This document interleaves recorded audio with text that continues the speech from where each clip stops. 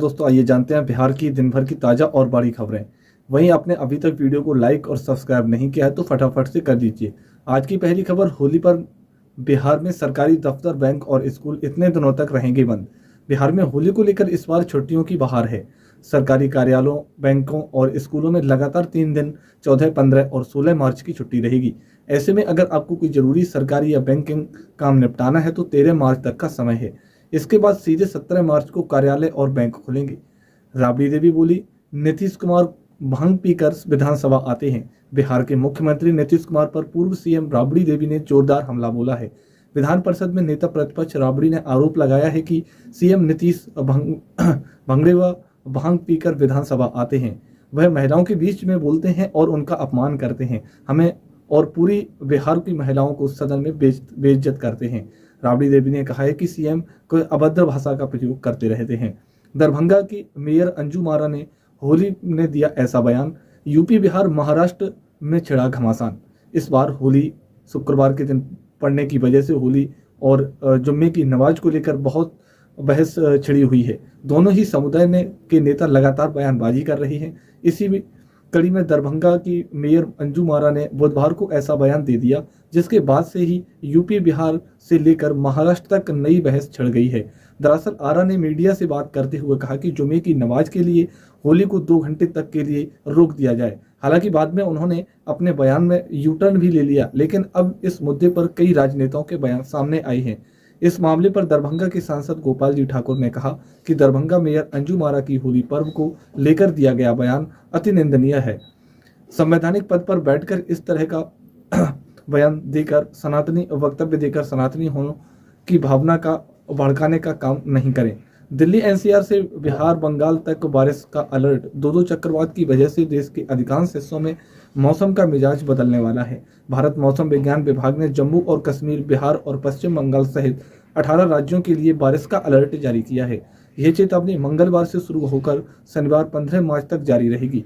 IMD के alert के अनुसार यह चेतावनी जम्मू और कश्मीर से बिहार तक, पश्चिम बंगाल से लेकर उत्तरी पूर्वी और केरल से तमिलनाडु तक क्षेत्रों के लिए है। मौसम विभाग के मुताबिक पहला चक्रवात ईरान से उत्पन्न होकर धीरे धीरे भारत के उत्तरी राज्यों की ओर बढ़ रहा है, जिससे बारिश हो सकती है। यदि यह अनुमान सही साबित हुआ तो दिल्ली, एनसीआर और उत्तर भारत के क्षेत्रों को बढ़ते तापमान से राहत मिल सकती है।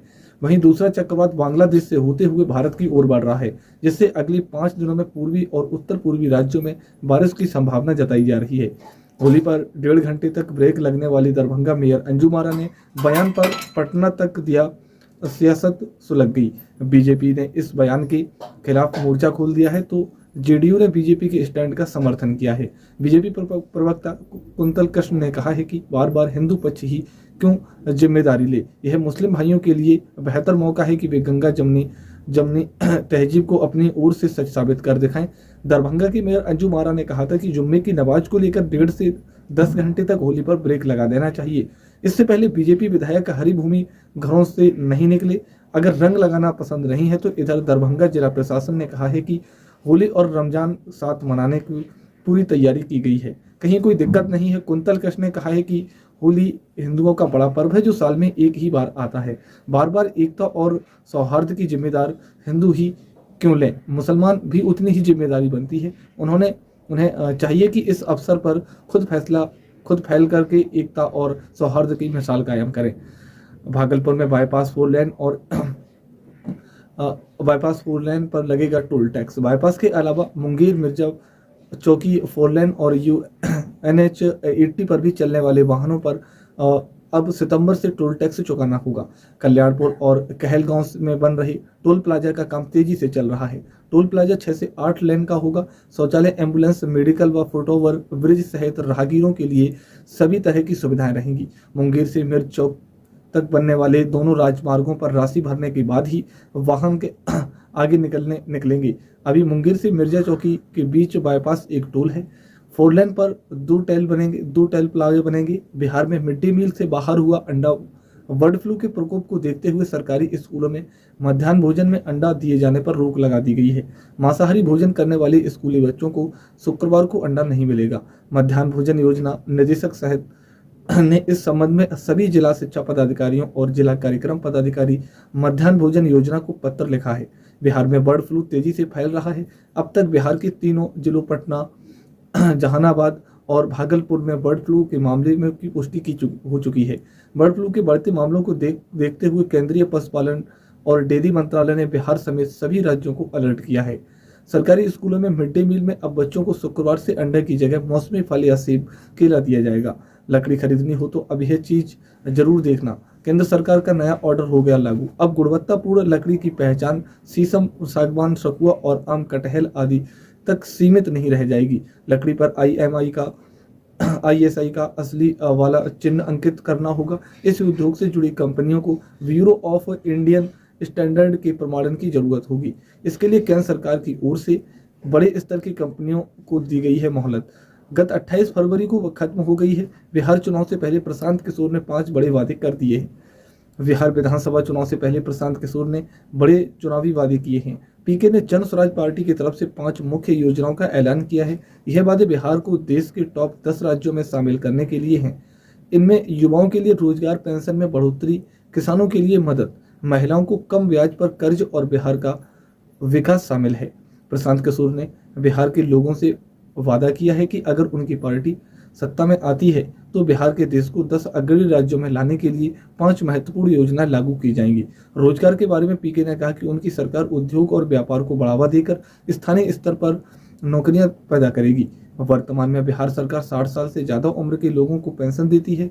पीके ने वादा किया कि दिसंबर 2025 से जन स्वराज पार्टी इस पेंशन को बढ़ाकर कई रुपए एक्स्ट्रा प्रतिमाह कर देगी।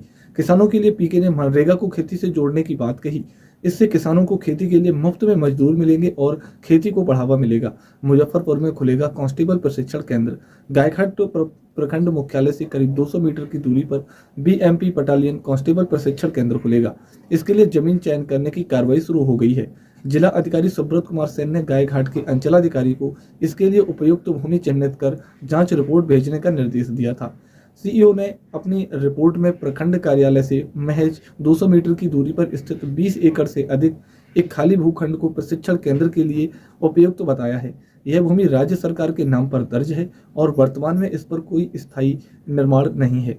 हालांकि जमीन की आवश्यकता 50 एकड़ है। यह भूमि राज्य सरकार के नाम पर दर्ज है, जिससे अधिग्रहण की प्रक्रिया आसान होगी। महिलाओं के लिए बिहार के इन 4 शहरों में अप्रैल से पिंक बस सेवा महिलाओं के सुरक्षित सफर के लिए पिंक बस सुबह 6 बजे से रात 9 बजे तक चलेगी। बस के किराए के साथ बस का मार्ग भी तय कर लिया गया है।